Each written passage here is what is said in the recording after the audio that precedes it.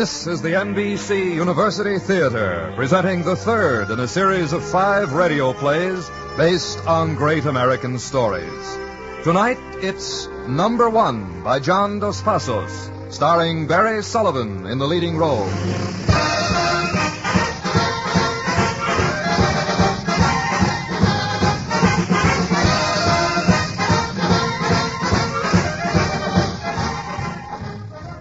Representative Homer T. Crawford of Texarkana made news today as he threatened to call on his followers in the Every Man a Millionaire movement to march on Washington. While the leaders on Capitol Hill were bitter in their criticism of Representative Crawford, Toby Spotsworth, Crawford's private secretary, claims the Every Man a Millionaire movement is growing from day to day. Mr. Spotsworth says... Room service. Room service. Say, where's that ice I ordered? And the soda. Okay, make it snappy. Toby, man, what's the idea of telling me to meet you in a Washington hotel room, huh? In this kind of weather. I'm supposed to be a friend of yours, boy. Well, it's the best I can do, Ed. I gotta stay close by Crawford's headquarters. With me, home is where the Gideon Bible is. Yeah, well, what all do you do for this champion of the people anyway? Oh, you know, the usual things. I handle the mail, press conferences, public relations, arrange meetings, stage the campaign. What a rat race you're in, man.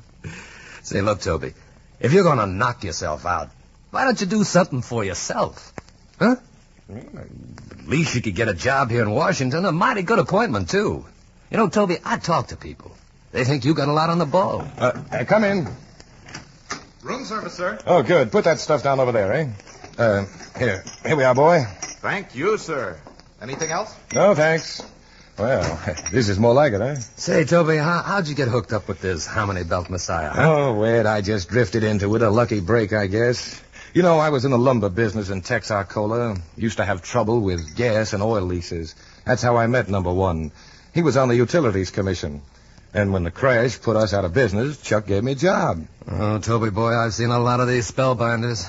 This ham-hock Horatio who's going to save the country for the common man. He's got a crazy streak a yard wide. Okay. And maybe you've got to have a crazy streak to appeal to the American people. Ed, you know, you've been in the East too long. You're cynical. You don't know how the folks back home feel. Now, wait a while, boy. I come from Texarkana, you know. I am one of those folks. Yeah, sure. At heart, you are. That's why I want you and no one else to write this book for Number One, the story of his life. Oh, well, we'll see that it's worth your while, Ed. Sales or no sales, you won't lose any money on the deal. We just want the whole country to know Number One the way the folks back home do. Okay, Toby, I'll write the book if you say so. From poor boy to president, the American story. Oh, brother. Of course, it'll have to be under his name. Don't worry, man. I won't want my name on it. Hold it just a second, Ed. Relax, Toby boy. You're jumping. That thing gets on my nerves. Hello, this is Spotsworth. What is it? Toby, this is Sue Ann. How are you, Toby? Oh, Sue Ann. Well, honey, I'm tired, dead tired.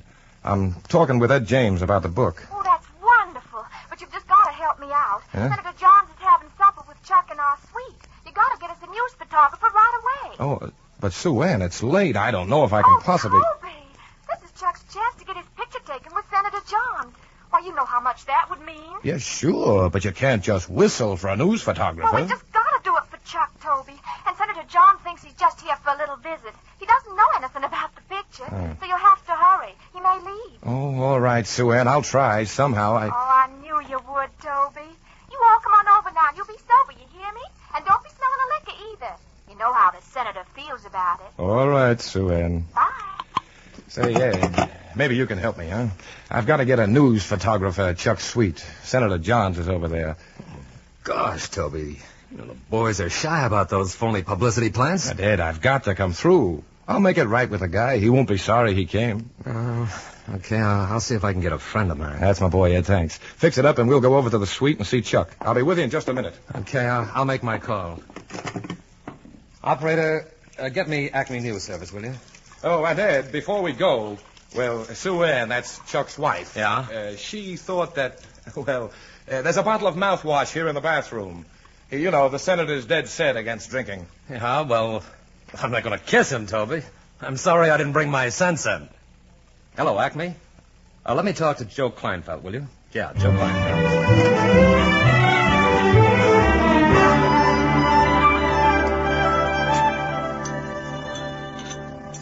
Well, now, the way I see it, Senator, it's like this. Of course, I'm just a little old hillbilly boy, and I ain't had but a smattering of schooling. But I can remember the good book my old mother taught me to read, and it says there that we should spread the good things of the land among all the people of the land. Well, now, I'm not going to go on record against the Bible, but there are more and less radical ways of achieving that end. Well, now, Senator, I just think in terms of the ordinary common man. That's the story of my life, sir. And, Mr. James, you can remember that. I understand you want to write up my life and biography. Well, sir, my life story is in the hands of the American people. The introduction was writ by the folks back home. And if God gives me strength, the best chapters are still to come. I'm sure you'll go far, Mr. Crawford. Now, I think I'd better be going. Oh, don't rush off, Senator. Oh, I'm sure if you'll just wait a few minutes. Why, sure. What's the hurry? Waiter, more coffee for everybody here. No, thanks. I really must. Oh, come in. This is the Crawford Suite, right? I'm a photographer from Acme News. A photographer? Now, just a minute. Oh, I declare. I don't know how these newspaper men do it. They just seem to find you everywhere. Let's see. You're Senator Johns, right? Suppose you just sit there at the table with Mr. Crawford. Well, now, son, that's just plain little old Chuck Crawford. Of course, a backwoods boy like me would be mighty honored to have his picture took with a famous public servant. So what do you say, Senator? I would feel kind of mean to disappoint the boy. Well, all right. Let's get it over with. Say, Chuck, you ought to be doing something, to make the picture interesting. Oh, yeah, sure. That's right, Toby. Something natural-like. That's right. Oh, let me see now. Say, suppose I was to look at this big fancy hotel menu here like I was all bewildered. Making a face like I was mad because I can't find no hog jowl and turnip greens on it. Swell, go ahead. But there ain't a place in Washington you can get that good down-home cooking. Okay. Hold it. That's great, Chuck. Just one more now. What? Okay, thanks a lot. Well, See you later, Ed. Right, Joe. Thanks a lot, son. Well, now that I've served my purpose, I'll be going. Good night, everyone. Well, I sure am honored to talk with you, Senator. I've always been a great admirer of yours, Good sir. night, Senator. And thanks a lot. Well, he sure didn't lose no time getting out, did he? Well, maybe we shouldn't have done it, Chuck. He was awful mad. That old stuff sure will cool off quick enough when he sees his picture in the paper. Do you reckon they'll run the picture? Oh, they'll run it all right. And with all that hog jowl and turnip greens. Well, now, I reckon you think that's all horsing around and demagogue foolery, Mr. James. But there's a lot of poor folks down home don't eat the proper food. And when they hear that old Chuck eats turnip greens and such, they'll try it and start getting their proper vitamins. Well, I never thought of that, Chuck. Maybe there's something in it. You're darn tootin' there is. And now, Sue, honey, you better run along to bed now. Toby and me is going to show old Ed here to town while we talk about this here book. All right, Chuck. Don't you let Toby drink too much. And don't you boys do anything I wouldn't do. Well, now, the first thing you got to know, Ed, is that I begun to make my own way when I was 10. Mm-hmm. Why, I can remember when I was just a little shaver, toting them bundles of newspapers that was too big for me down State Line Avenue down home, trying to help out my poor, weary mother with the wherewithal to buy a few groceries.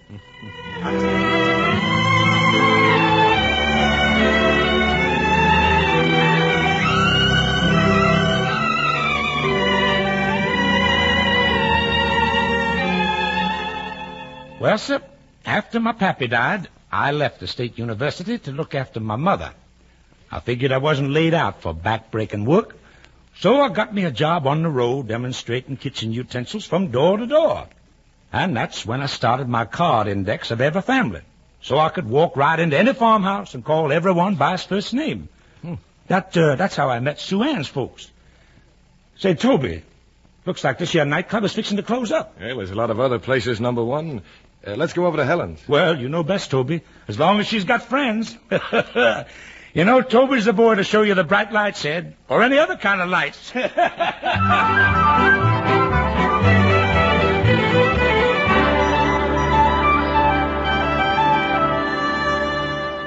Well, sir, Sue Ann helped me study law in my spare time, and I set up an office.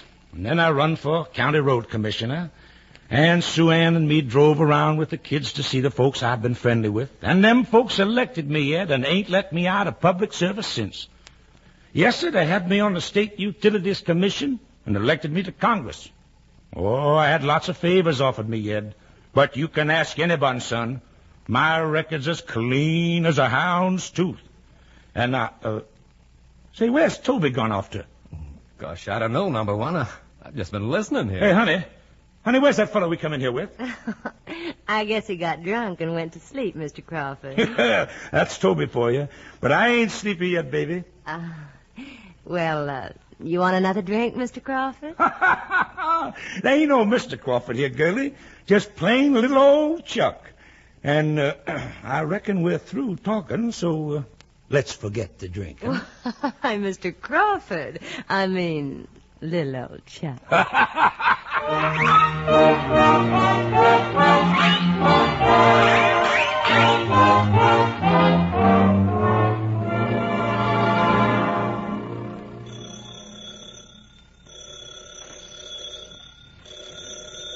Oh, no, don't do that.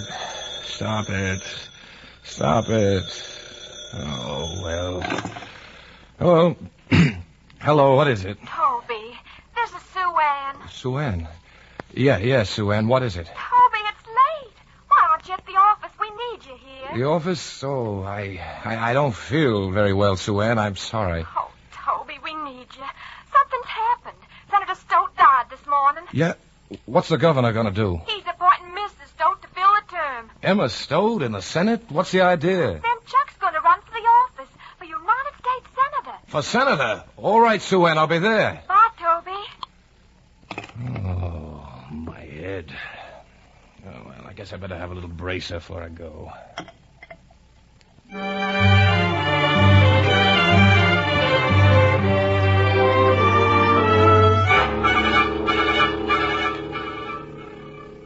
In Texarkana, the political temperature is hotter than the weather, as rival candidates Chuck Crawford and Clyde Galbraith battle for their party's senatorial nomination, which in Texarkana assures certain election.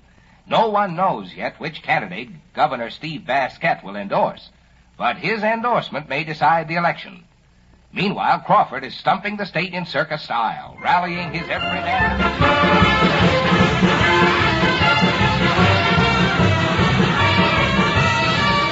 All right, everyone. Here's today's schedule. 8 o'clock, Pleasant Valley.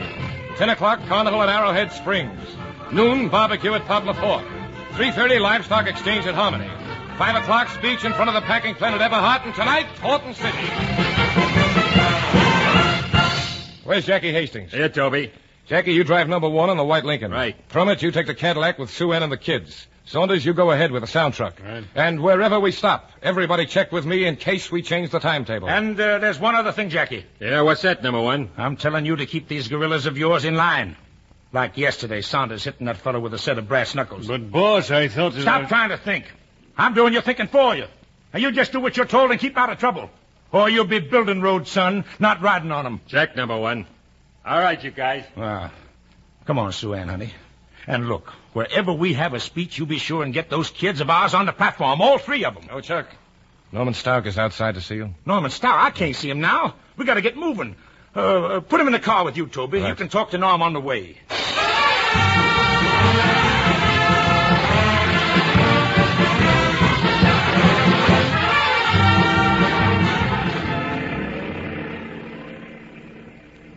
I've been watching your boy, Toby. He's a comer. Thought I'd check up firsthand today. I was sure glad to have you, Norm. This is the day we put the election in the bag. They're betting 2-1 on Galbraith in Horton City. Yeah? And how are you betting? Well, you know that note we were talking about? $5,000 for campaign expenses? You can put it in the bank today, Toby. Well, that's swell, Norm. Thanks. We can sure use the money. But before I make the big plunge, what about the governor? What's Steve Basquette going to do? And he's supposed to be at the meeting at Horton City tonight. That's what we hear from the Capitol. I'm a gambler, Toby. That's my business. I'll take that tip, and those odds will be even before the day's over.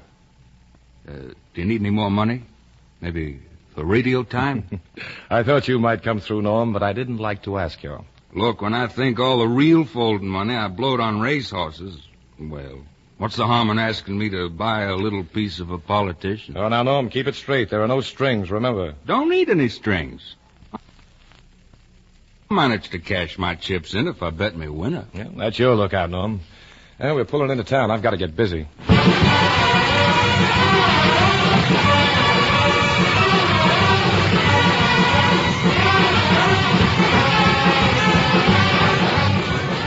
Okay, Toby. Did you check them index cards? Yeah. The big, heavy-set fellow is Frank Goudet, dairy farmer, strong party man. Local committee man is Waldensberger, a barber. Waldensberger. He would have a name like that. Yeah. A fellow named Frederic, seersucker suit and big cigar in, local leader of Every Man a Millionaire. Okay. Look, check on Sue Ann and the kids. Make sure the crowd can see them. Boy, what a jerk, what a town this is. These rubes can't even build a decent platform.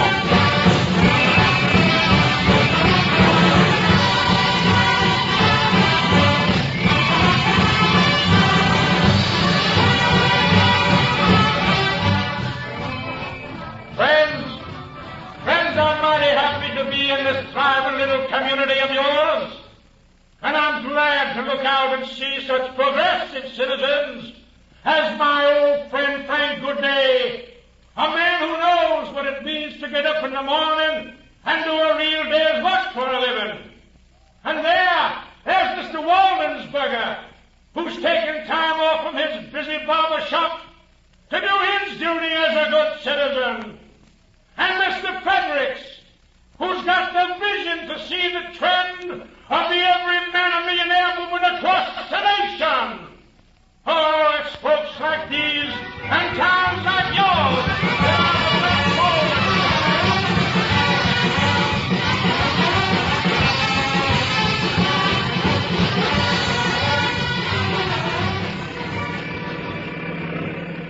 backbone. Let me have them index cards for the next town, Toby. And look, you check with Jackie Hastings. I don't want no heckling here. Okay, Chuck. You just tell him to have his boys circulate. Give him some money for some local punks if he needs them. But there don't need to be no trouble. Just some good hard looks and a little jostling. That'll keep their mouth shut. That's Jackie's department, but I'll check with him. All right. You check up on the loudspeaker. And tell Sue Ann to keep them brats still before I have to hush them. And you better check with the state capitol. Find out what the governor's fixing to do. Sure, Chuck, sure. You sure there's nothing else? Oh, now, don't get edgy, Toby. We all got to do our part, son. Oh, say, look at that crowd up ahead. Half of them crackers think they came to see the carnival. But when I get through with them, son, every last one of them will think he came to hear little old Chuck Crawford. Friends,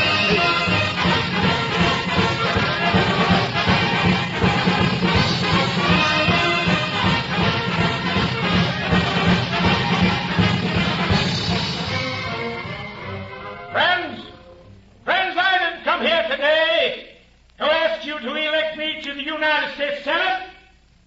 To tell you the truth, I ain't got the high-tone education for the job, nor the banker money to put up appearances. But I want to ask you to do a favor for your old friend Fatty Galbraith. Now you take a man that fat and put his snout in the public court, and he's up to ruin his health. Chuck, here's a telegram from the governor. Why, Fatty Galbraith ain't got the chance of a satellite cat in the region where him and his money-changing friends is going to go. Now, ain't that the truth now? I got to see you, Toby. I got to see you behind the platform. What's the matter, Chuck? We've been double-crossed. We got to move fast. Oh, friends, you've heard a lot of lies. But all I'm trying to do, with the help of you decent, God-fearing people, is to save the home and the little white church where we gather together on the Lord's Day to worship the Lord of all harvest and blessings in whatever way.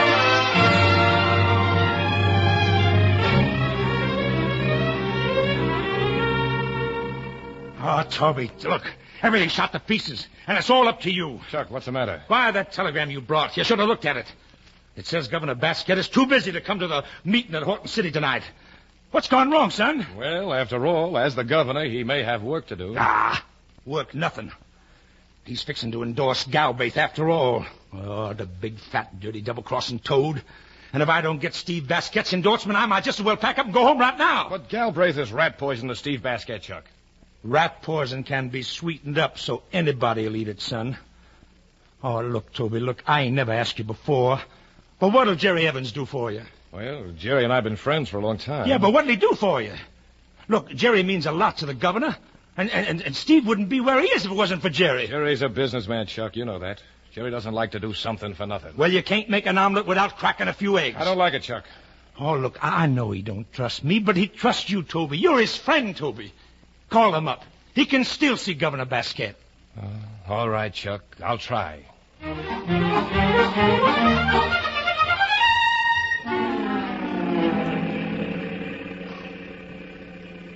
Jerry, for a while I thought you were going to stand me up. We just wanted you to take a look at the meeting. You ought to see that man sewing up the votes. Now, I don't want to talk you into anything, Jerry. Just take a look for yourself, and then tell Steve Basquette what you think. All right, I'll look.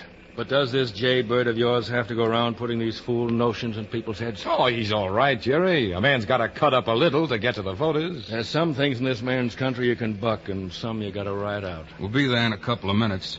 Will they let us through to get to the ballpark, Toby? Norm, I just thought. Stop here a minute. Stop the car. Oh, sure, Toby. Well, what's the matter? Hey, what's wrong with you? I don't feel so good. Look, maybe we can just stay here, huh? We can hear the speech on the car radio, not get messed up in that crowd. Say, what is this, Toby? I thought you all loved the common. Oh, Jerry, have a heart. It's just that, well, I don't think I can stand another crowd. I'm sorry, kid. You're really sick. I tell you what, we'll drive past the meeting after a bit, Jerry, and you can see the size of the crowd. I'll turn on the radio for the speech. I'm all right, Jerry. Just upset for a minute, a little worried, a little tired. I'm trying to destroy what our forefathers built up. And I say to you, friends, yes, and I say to those enemies, it's a lie. Oh, here, wait, let me take this coat off. Let me get this necktie loose. I declare I can't stand these store clothes, and those lies make me hot under the collar. Everything we have here in this country is founded on the home. And right here and now, I'm going to answer the lies of my opponents. If any one of them folks ever seen or heard me do or say some you can feel it yourself, Jerry. You know he's going to be elected. Well, I wish they'd No one ever said I couldn't recognize a fact. Folks, what do you think I came over for today? That's fine, but what about the governor? Could he really be committed to Galbraith? Steve? No, he's just sitting on the fence, waiting to see which way to jump. Well, what do you say, Jerry? Are we going to see him? All right, turn that thing off. Let's drive back to the airport. We'll fly over and see Steve.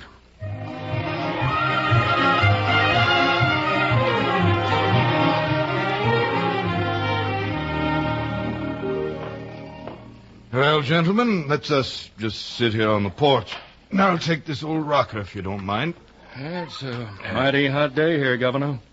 But it's as pretty a day for flying as I ever saw. We're fixing to fly over to Horton City. That Horton City meeting's going to be the biggest rally ever held in the state, Governor. There might be as many as 20,000 there. Jerry, how do you reckon Chuck is doing? Now and then, Steve, a fellow like that turns up you've got to reckon with. Mob appeal, I guess. But mobs can vote. Yeah. Well, I don't care much for that flying. But, I think I'll drive the missus over to Horton City tonight. Good. I'll be looking for you there, Steve. That's wonderful, Governor. Say, you won't fail us, will you? You'll be sure to be there. Mr. Spotsworth, I generally manage to get where I'm planning to be at.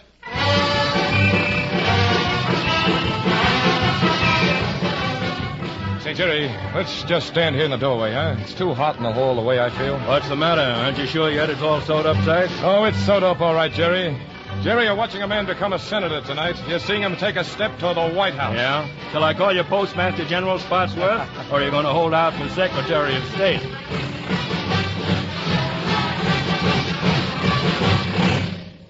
As governor of this greatest democratic state in the Union, I present a man who is worthy of your support. A man who is beloved by the people of Texarkana. A man who is to become your next United States Senator, the Honorable Homer T. Crawford.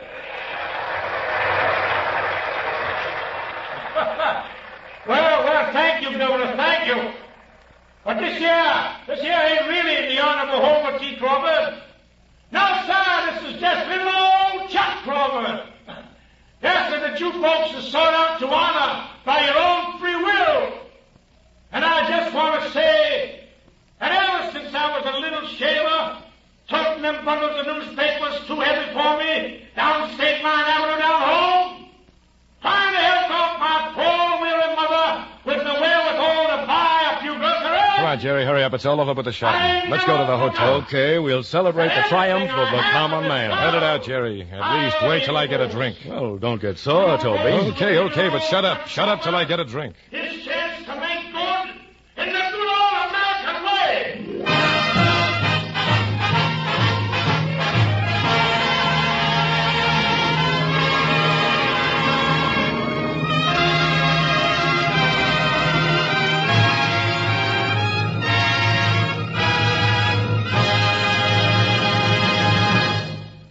You are listening to the NBC University Theater, starring Barry Sullivan in a one-hour dramatization of the John Dos Passos story, Number One.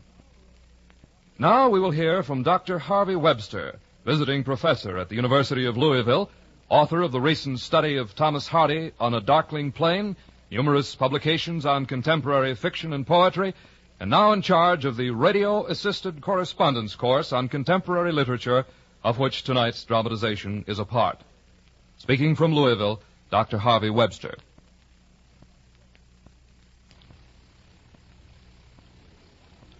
It is a fine thing that the University Theater of the Air is presenting John Dos Passos' Number One, for this dramatization may call the attention of more readers to one of the best and least appreciated of contemporary American novelists.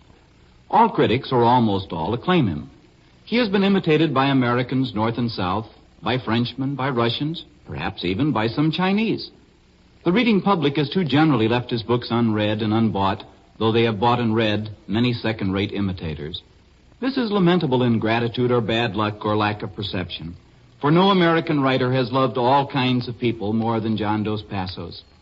In his first mildly popular novel, Three Soldiers, he tried to write about all soldiers, not just the officers and the rare heroes. In Manhattan Transfer, he tried to give the feel of all of New York, of all of its people and buildings, of all of its day life and night life. In his longest novel, USA, he tried still more ambitiously to get all of America from 1900 to 1929 down on paper in the speech of the people. In Adventures of a Young Man, whose hero is Glenn Spotswood, the brother of the reluctant heel of Number One, he tried to show an honest radical, his difficulties with dishonest ones, and his death in the Spanish Civil War that began World War II. In Number One, but you are learning tonight what Mr. Dos Passos was trying when he wrote this one. I say trying, for I don't think Mr. Dos Passos always succeeds any more than Shakespeare always succeeds. But there is only one of these novels, the one about the Spanish Civil War and American radicals, that I think sometimes gets really bad. And whether Mr. Dos Passos got all of war into Three Soldiers, all of New York into Manhattan Transfer, all of our country into USA or not, there can be no doubt that all three of these are exceptionally good, possibly even great novels. Number One may, and I hope with all my heart that it does, show a turn to a more promising field than any Mr. Dos Passos has explored before. In the early 40s, he wrote a book called The Ground We Stand On, in an attempt to find out who the great American heroes really were and what ideas meant the most to them and should mean the most to us. The ones he thought most important were Jefferson and Roger Williams, who believed most strongly in the for the people and by the people part of the United States way. Mr. Dos Passos wrote Number One because he thought men like Chuck, who were unscrupulous, and men like Tyler, who let themselves grow cynical, endanger government for the people and by the people, and make government of the people too easy. He wrote Number One because he thought, to quote the last words of the book, that the United States is weak as the weakest, strong as the strongest. The people are the republic. The people are you. Thank you, Dr. Webster. The story continues from Hollywood after a brief pause for station identification. The victory of Homer T. Crawford in the Texarkana senatorial primary was made official yesterday when his nomination was confirmed after a bitter court battle with the Galbraith faction. No official announcement was forthcoming from the Crawford headquarters in the absence of Crawford's private secretary, Toby Spotsworth. And Crawford himself is also...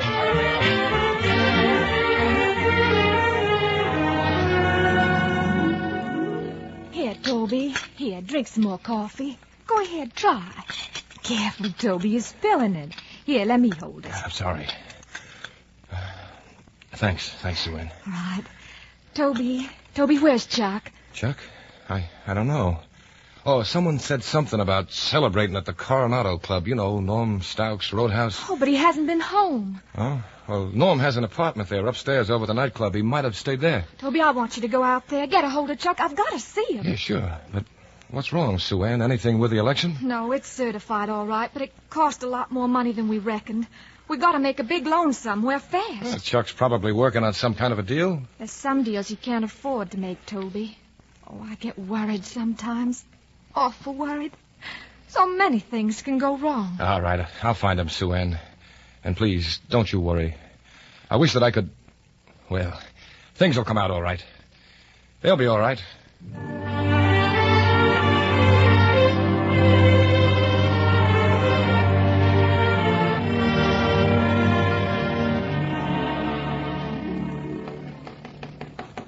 Who is it? It's me, Toby. Toby Spotsworth. Come on in, Toby. Hey, look who's here. The forgotten man. Hi, Toby. We've been looking all over for you. Hiya, Norm. Where's number one? Just down the hall. Go get him, Jackie. Okay, but I don't think he's going to like being disturbed. Toby, you know Judge Banning here, don't you? Of course. Toby and I are old friends. Yeah, that's right, Judge. What brings you here? Business, my boy. Unfinished business because of you. Huh? Yeah, we almost left your name out of the incorporation papers. But number one insisted that we wait. Incorporation papers? Sure. But Chuck can tell you about it. He's coming now. Well, hi, Toby. Hi. Well, you sure picked a fine time to show up. How come you didn't check back at the hotel? I just did, Chuck. I just came from seeing Sue Ann. Sue Ann? Well, how's she feeling, Toby? She all right? Yeah, but she's worried some about a loan. Well, I'm taking care of that right now, son. You can call her after a bit and tell her I'm having a meeting with Jerry Evans and 2 ranking members of the Utility Commission. And I ought to know their ranking. I put them there. Tell her I'll be late on account of a business deal. Look, Chuck, Sue Ann's not a press conference. Well, tell her anything you want. Now, first we better get this thing cleared up, Judge. Jerry Evans will be here any minute now. Well, very well. I'll review these papers for Toby. No, don't review them papers. When you start with all them legal terms, it makes it sound fishy. Just bring them up to date. Well, it's like this, Toby. Yeah? The State Utilities Commission, of which I'm chairman, has decided to lease the oil rights of certain sections of the state parks to private companies. Yeah. In return for a cash advance and royalties. Uh-huh. Now, Chuck here suggested that we form a stock company to buy those leases. Oh. It's called the Struck Oil Company, with Norman Stouck as president and you, Toby Spotsworth, as vice president. Me? The whole thing's drawn up and signed except for your signature. Right here, the papers. So go ahead, Toby. Let's have your little old John Henry. You see, I wanted to put you in as an officer instead of me, son, just to keep things on the up and up, you know. Here, sit down, son. Now, just sign your name on the lines marked with X's. Oh, all right. Let me see this one. Yeah. There That's we fine, are. son. Now, the leases have all been made out to be transferred to Jerry Evans. So just add your name to this assignment. Say, maybe I'm not thinking very fast, but where does Jerry Evans come in? Well, it's simple, Toby. Our friends on the Utilities Commission turn over the leases to your Struck Oil Company. Uh-huh. Your company turns them over to Jerry Evans. He'll dig the oil wells, and the people of the state will get their rightful royalties. You see? Nobody loses a thing. Yes, sir. It's as clean as a hound's tooth, Toby. Of course, when your company transfers the leases to Jerry Evans, you'll make a profit, and that's natural enough. Mm-hmm. With that profit, you're going to buy shares in the Everyman a Millionaire Corporation that we're forming. However, I won't have a thing to do with the corporation. That's all up to you boys. Naturally, however, the corporation will finance my political activities, thus enabling me to continue to serve the welfare of the people of the state. It's me, Jackie. Open up. Okay, Jackie, come in. Here's Mr. Evans, boss. I brought him right up like you said. Is everything all set? Well, sure, Jerry, just like we said. And say, you got here just in time, too. I was just fixing to turn them leases over to the Amalgamated Oil Company. Now, Mr. Evans, here are the leases properly signed by the necessary 2 members of the Utilities Commission. And here's the assignment of the leases signed by the officers of the Struck Oil Company. Well, I guess that takes care of everything on our part, Jerry. Right, Chuck. And what you find in that briefcase will take care of my part, the advance payment. Maybe you better count them. No. Just turn it over to the treasurer. I was never very good at arithmetic. Here, Toby, you take care of this, son. Okay, I'll be going now. Stick around, Jerry. We're going to celebrate down in the nightclub. No, thanks. I make these deals, but I don't celebrate them. Now, bring that briefcase back to my room, Toby, and we'll talk while I'm getting dressed. Oh, man, this year's been a real night's work. Yeah, number one. Everything's as clean as a hound's tooth. That's right, son. Yes, sir. Look, you call Sue Ann and tell her everything's okay. And then as soon as I get out of these pajamas and get some clothes on, we'll go celebrate. I don't know, Chuck. I don't feel much like it. Oh, no? Well, say, what you looking at? Oh, them cigarette butts in the ashtray, huh? Nah, they do look awful, don't they? Cigarette butts with lipstick on them. I declare I hate to see a gal smoke. Just never did seem right to me somehow.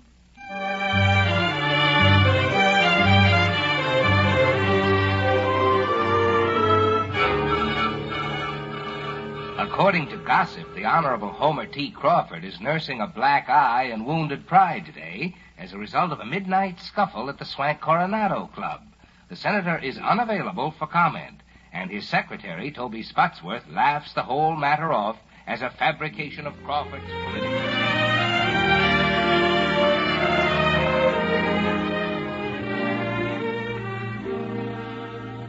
It's all so mean, Toby. So shameful mean. Sometimes I don't hardly see how I can go through with it. Look, Sue Ann, I'm tired. I'm tired of seeing people covering up, threatening people, begging favors, cleaning up messes. I'm just about through with all of this. Chuck needs you, Toby. You've always been a team.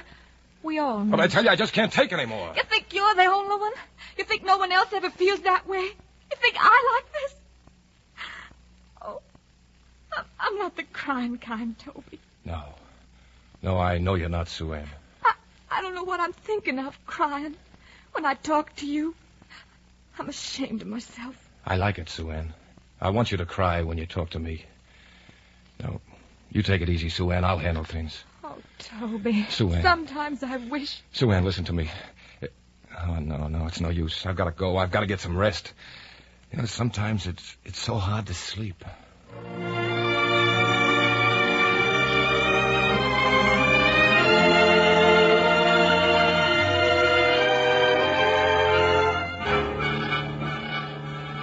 The most bitter battle here at the National Convention is between the rival Crawford and Galbraith factions of Texarkana. Senator Crawford, scheduled to appear before the Credentials Committee today, is reported to be in solemn conclave with outstanding party advisors. His secretary, Toby Spotsworth. Hey, Chuck. Chuck, I've got to see you. Come on in, Toby. Come ahead, son. Hi, boy. I'm just taking a bath. Sit down. Okay. Ed James and I have just come from seeing Bruce Slater, you know, the president's fair-haired boy. We figure he's about half sold, Chuck. If he says the word down in the Credentials Committee, we're in. If he says thumbs down... Nuts to that. He better not mess with me, son. You just wait till he hears my speech to the committee. Hey, look at that, Toby. Look at that, will you, son? 3 months off the booze and my pot belly's gone. Oh, boy. Shove over that bath mat, Toby, and hand me a towel, will you, son? Say, Chuck, that speech will tell the story one way or the other. Yeah, it's a mighty good speech you wrote me, Toby. Real scholarly. But it don't sound much like number one. Why, there ain't a hillbilly word in it. Oh, now, look, Chuck, this is no camp meeting. They're expecting you to put on a circus act. So why not fool them, eh? Huh? By golly, boy, you're right. Those highfalutin liberals think that I'm just white trash, born under the dark of the moon. Well, sir, if it's book learning they want, I'll throw it at them.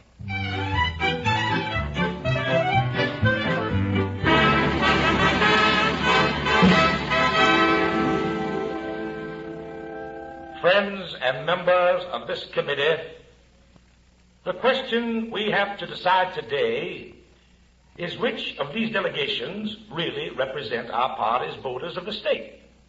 And in our state, that means all the voters. In these times, no faction has the right to seek its own ends. Anyone who would seek an answer based on any concept except the welfare of his party and his nation is a traitor He's to got that him, party. Toby. Look at him. And that They were nation. expecting a clown. Yeah. I I've got to go, ask only Ed. the I've got to get right out of to here. follow I've the got to get some judgment air. of the Don't wise you even and want to hear your own experienced speech, men son? here It's his of the speech now. Everything he touches becomes his. your Okay, judgment. Well, I've got to stay. I got to report this thing, Toby. Okay, Ed. But I got to go before I pass out. Assembly will act upon them without fear or prejudice.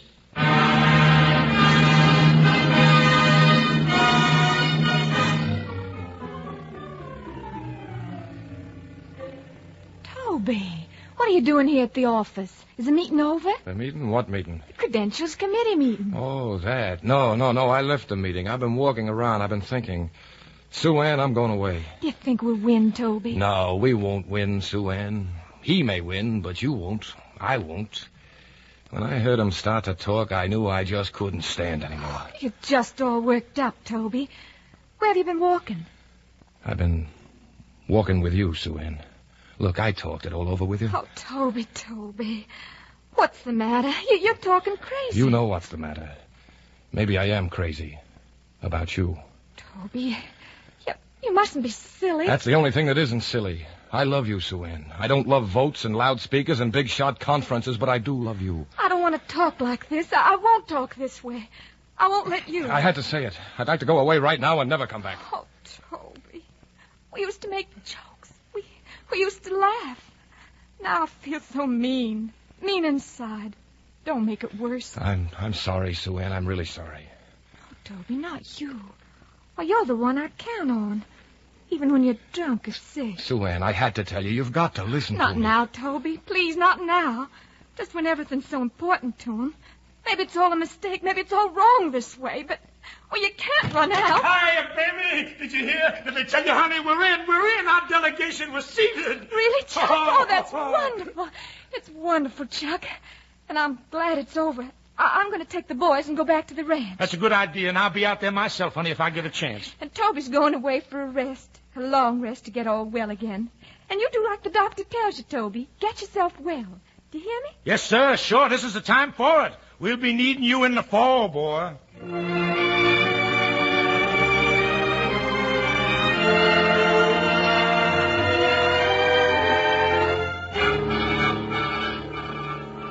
There were new developments today in Washington in connection with the Texarkana State Park oil scandals. Homer T. Crawford, elected Texarkana senator 6 months ago, claims the whole thing is a political frame-up. Meanwhile, Assistant District Attorney Mackenzie Turner announced that Crawford's private secretary, Toby Spotsworth, is flying to Washington to appear before the federal grand jury. Hey, Toby! Toby, over here, son! Hiya, Chuck. I'm coming. Oh, you look awful, Toby. Are you all right? Yeah, sure. You're sober, ain't you? Yeah, too sober. I haven't had a drink for 6 months. Well, hurry up then. We got to get out of here. We got a car waiting over here. Just a minute, Mr. Spotsworth. We'd like to get a picture. I'm from Acme News. No, wait a minute. Oh, it's okay. I got it. Thanks. Get that guy, Jackie. Saunders, go get him. Give it to him good. Smash that camera. Here, give me that. Come on, Toby. Hurry up in the car. Hurry up. Come on. Okay, get rolling. Step on it. Senate office building, quick. Oh, those nosy photographers out of my own business. I ain't fixing to have my picture taken with no jailbird. Oh, we're in trouble, Toby. A real fight. You boys sure got me in a jam this time. We got you. Look, you're doing all right. It's Norm Stout and me who've had it rough so far. Well, I ain't let nobody go to jail yet. But they got you on the griddle, boy. And you're going to sizzle a little, even if I do get you off.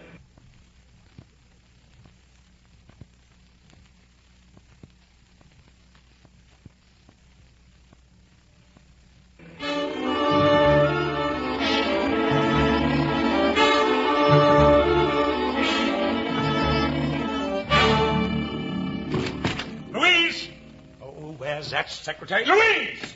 Yes, Mr. Crawford. I'm here in Mr. Spotsworth's office. Okay, you better stay there. We got some straight talking to do, but send out and get some coffee for Toby. Black coffee. Yes, sir. Oh, no. Now you got to pull yourself together, Toby. That grand jury hearing's in an hour. Oh, this here is your lawyer, Toby, Mr. Grossman. How do you do? The pleasure is mine, Mr. Spotsworth. Your friend, Judge Banning, has asked me to assist you in this little difficulty. Oh, man, what a day. And I got to fly to Atlanta to make a speech tonight.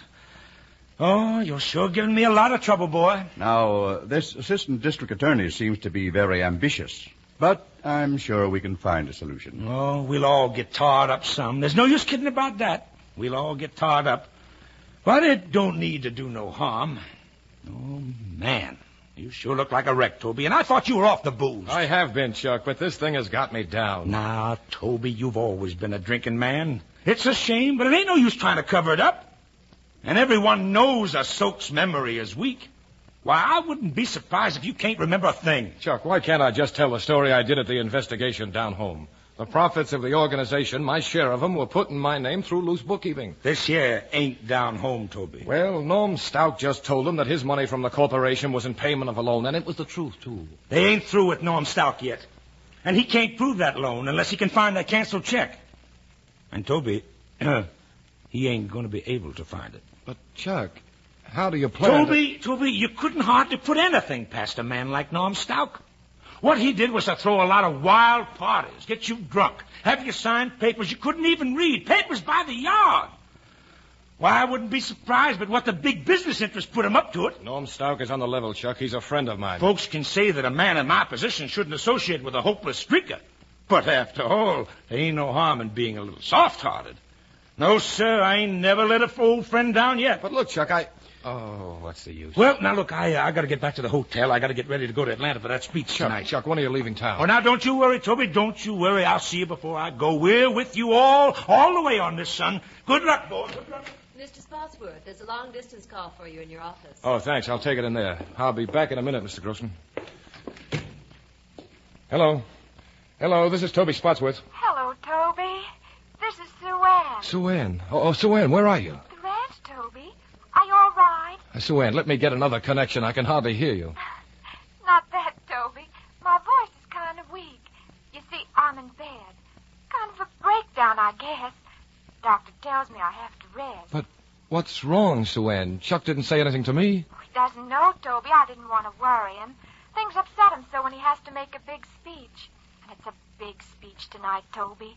Means a lot to him. Yes, I know, but Sue Ann, you'll be all right, won't you? You rest. You do like the doctor says. You hear me? Oh, Toby. How's everything there? Are you going to be all right? Oh, I don't know, Sue Ann. I don't know how it's going to be here. Oh, but nothing can happen now, Toby. It mustn't. Not when Chuck's gone so far.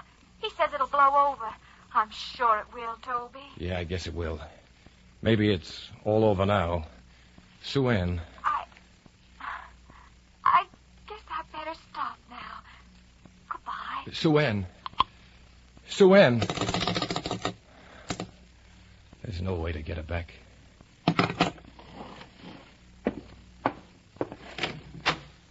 Well, Mr. Grossman, I guess it's time to go. Yes, I think we'd better proceed to the hearing. Now, I cannot be with you before the grand jury, but you may demand my advice on legal matters. Uh-huh. And if any question is, too complex for you to answer, you may refuse on your constitutional rights. I see. You're not required to answer anything that may incriminate or degrade you.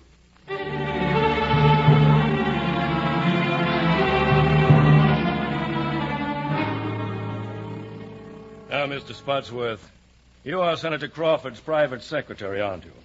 And so you are thoroughly aware of all his affairs. Well, no, sir. I wouldn't say that. Are you a member of the board of directors of the Every Man a Millionaire Corporation? No, sir. Have you ever been in the past? Well, I may have been a sort of dummy director at first. You see, it was all sort of informal. I'm afraid I'm not much of a businessman. The Treasury Department has been interested in your informality, hasn't it? Yes. You see, our bookkeeping wasn't of the best. Roughly, what has been your complete personal income for the last 5 years? Oh, I'm afraid I'd have to refresh my memory. How did you keep your accounts when you handled sums of money for Homer T. Crawford? Money? Well, I handled plenty of campaign funds. There you account to the various committees. On January 31st, 1935, did you, as treasurer of the Every Man a Millionaire Corporation, cash a check for $18,506 drawn on the funds of the corporation? Well, I'd have to refresh my memory. When you took that sum from the bank, what did you do with it? I'd have to refresh my memory. Did you hand it to Mr. Crawford? Not that I remember. Answer yes or no. I'm afraid I'll have to stand on my constitutional rights. Did you take the money yourself? No, sir. If such a sum was drawn, it was used for other purposes. What? other purpose? Well, political purposes. It would probably be accounted for among campaign funds. It's not accounted for under campaign funds. What do you know about the state park oil leases? Just what I've read in the papers. Have you ever been in the oil business? Well, sir, in our part of the country, everyone's more or less in the oil business. Do you know anything about transactions involving the state park oil leases? Well, as I say, the papers... Answer yes or no.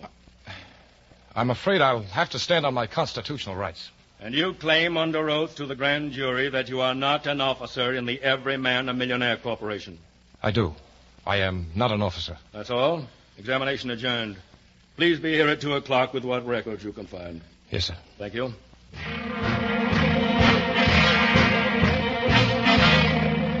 I've got to make a phone call, Mr. Grossman. Chuck said he wouldn't leave for Atlanta until I called him. All right. If Senator Crawford's room still doesn't answer, I'll call his office. Thanks. But, Louise, are you sure he didn't leave any word that he left for the airport? Oh, all right. Thanks. You say the senator's plane left for Atlanta an hour ago? Oh, all right. Thanks. Mr. Spotsworth, don't you think we should get your records first and then have lunch? No, you go right ahead, Mr. Grossman. Did you come to any decision as to how things went this morning? Oh, yes, I've come to a great decision. Oh, waiter, bring us 4 martinis. We're in a hurry. But, Mr. Spotsworth, I'm not a drinking man. Okay, no offense. I'll drink yours, too. But if you'll pardon me, don't you think we ought to try to keep our heads clear for this afternoon? Look, I don't know much about law, but I do know how to get stinking drunk. And right now, I'm going to do something I'm good at. Look, Mr. Grossman, if you finished your lunch, why don't you run along? I'll meet you at the Federal Court building. Very well, but I must advise you not to be late. This is your grand jury. And it's on my record that I like a little drink. Oh, thank you, waiter. 4 more. Well,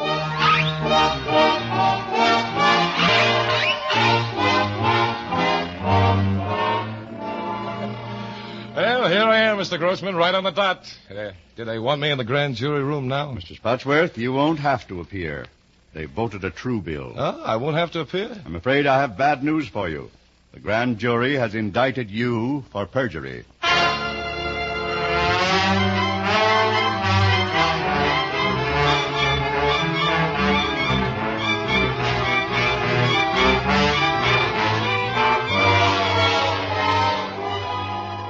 And so, friends, as I speak to you tonight from this great city of Atlanta, I defy the forces of privilege that plot my downfall.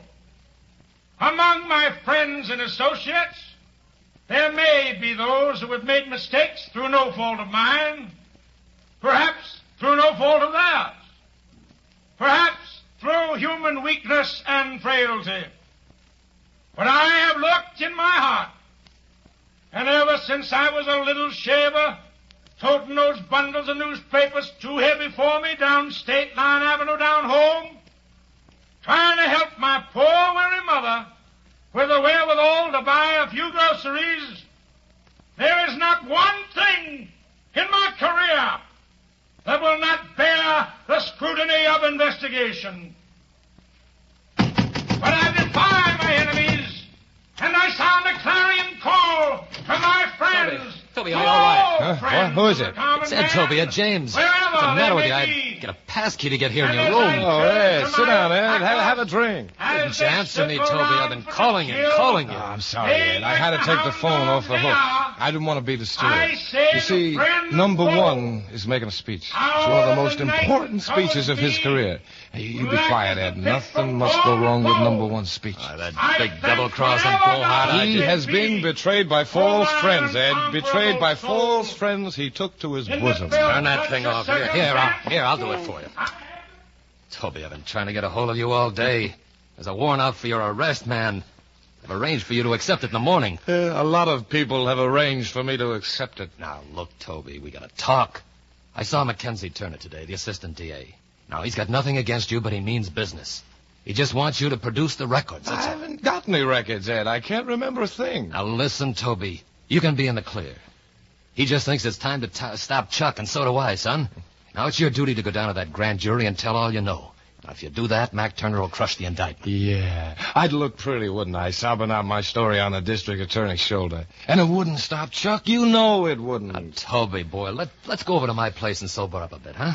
Then we'll go down and talk to Mac Turner. What is a duty? To take a rap or save your own shivering skin? Oh, Toby, all I want is for you to get sobered up and talk to Mac. Now, come on, boy, let's go. No, Ed.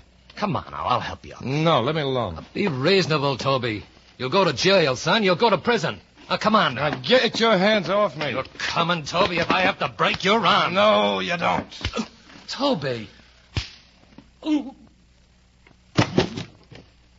All right. Get up. Now get out. Get out. Get out!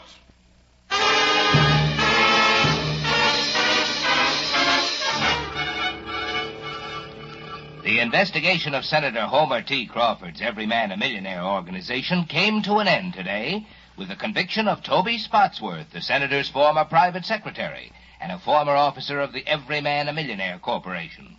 Testimony revealed that the senator was not connected with the corporation and that he was not advised of the activities of his underlings. In commenting on Spotsworth's sentence to imprisonment, the senator said he was shocked by the behavior of those he trusted, but that he would carry on with his work because of his sacred obligation to the common man.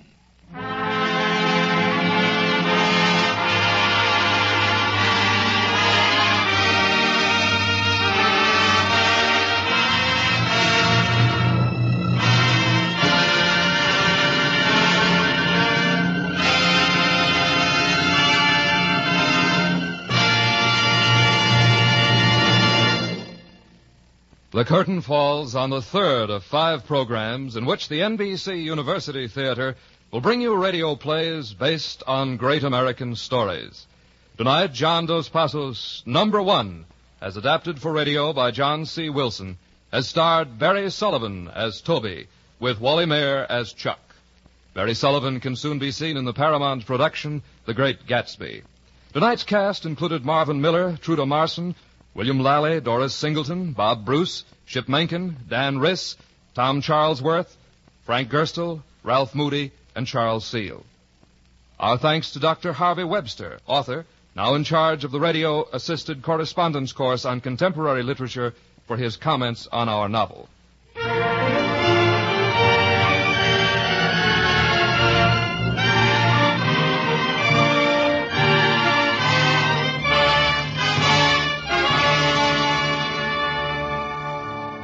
The orchestra was conducted by Henry Russell, who composed the original music for our play. The production was directed by Andrew C. Love. We invite you to listen next week to the NBC University Theater when we present a play based on the story Noon Wine by Catherine Ann Porter, starring Beulah Bondi. Productions of the NBC University Theater are currently being used in conjunction with a course in American fiction under a college by radio plan at the University of Louisville.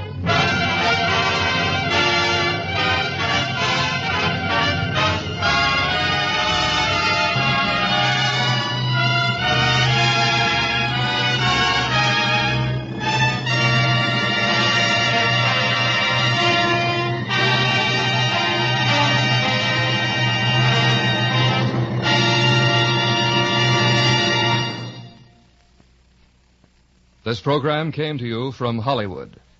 This is NBC, the national broadcasting company.